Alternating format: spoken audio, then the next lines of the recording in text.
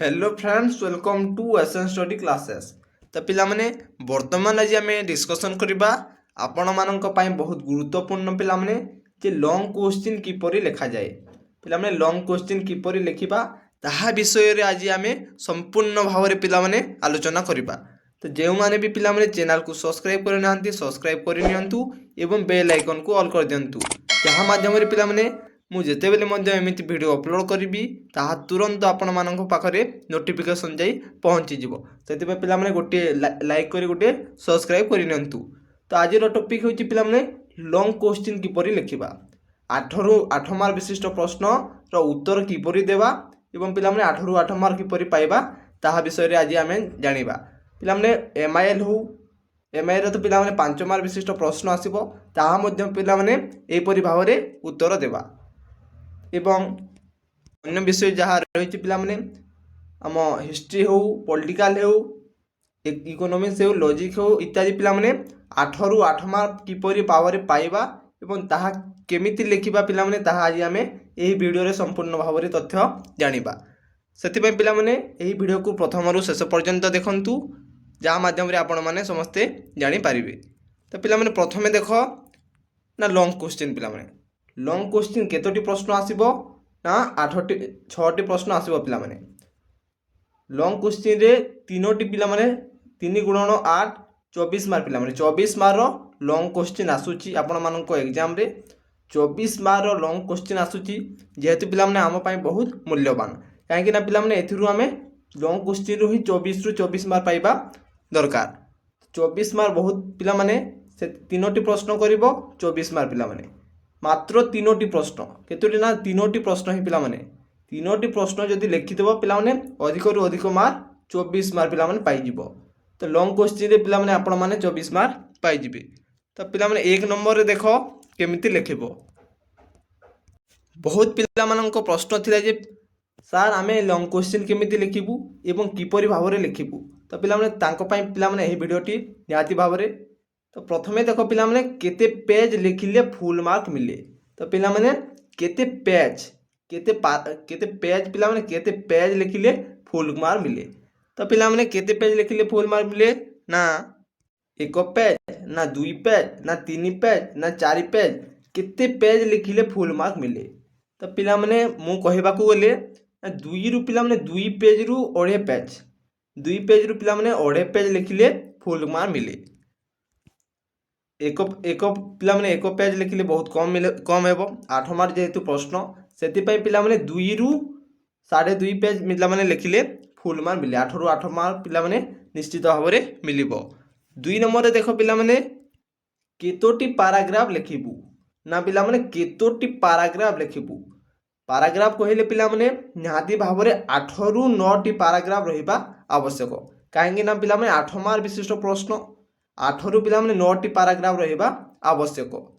तापर देखो पिला माने 3 नंबर रे रहिची केमिति लिखिबु केमिति लॉन्ग क्वेश्चन पिला माने लिखिबु एहा पिला माने देखो तीनोटी पिला माने रही अछि केमिति लिखिबो तीनोटी देखो ना प्रथमे पिला माने इंट्रोडक्शन पिला माने उपक्रम जे उपक्रम अछि ताहा प्रथमे लिखिबो ना 1 मार्क।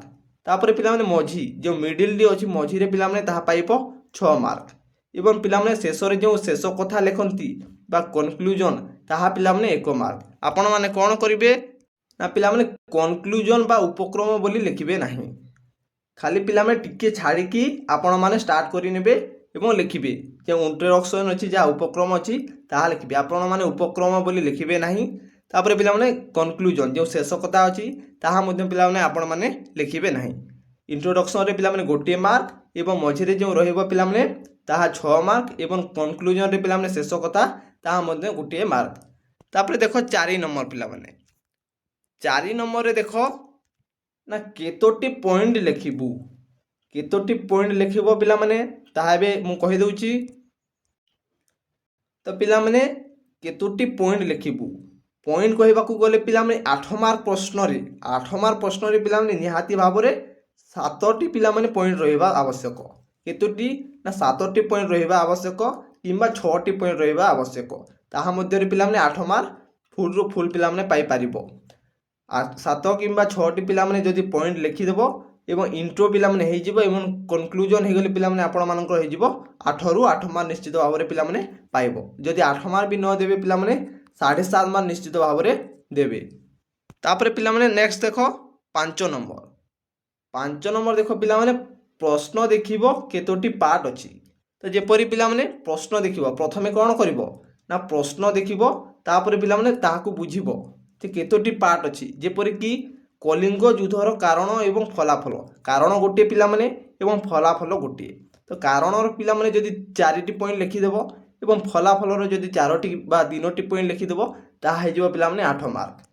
सेथिपई पिलामाने प्रथमे कोन करिवो ना प्रथमे प्रश्न को देखिबो केतोटी पार्ट अछि, प्रश्न गोटे अछि किंबा दुईटी अछि। जेपरि पिलामाने मु कहूची कलिंग युद्धर कारण एवं फलाफल, कारणर 2-3टी पॉइंट एवं फलाफलर 2-3टी पॉइंट लिखिदेले आपण मानकर होइजिवो 6-7टी पॉइंट, ताहाकु पिलामाने 8 मार्क पाइबो। ता नेक्स्ट देखो 6 नंबर पिलामाने देखो 6 नंबर कहिची 6टी रु 3टी बाछि लिखिबो। केतोटी प्रश्न आसीबो ना 6टी प्रश्न देइथिबो, सेथिरु पिलामाने आपण माने बाछिबे 3टी प्रश्न बाछिबे एवं पिलामाने आपण माने लिखिबे। प्रथमे क्वेश्चन देबे तापर पिलामाने आपण माने लॉन्ग क्वेश्चन को देखिबे ना केउ प्रश्न करिबी, ए करिबी ना बी करिबी ना सी करिबी। तापर पिलामाने आपण माने उत्तर लिखिबा आरंभ करिदेबे।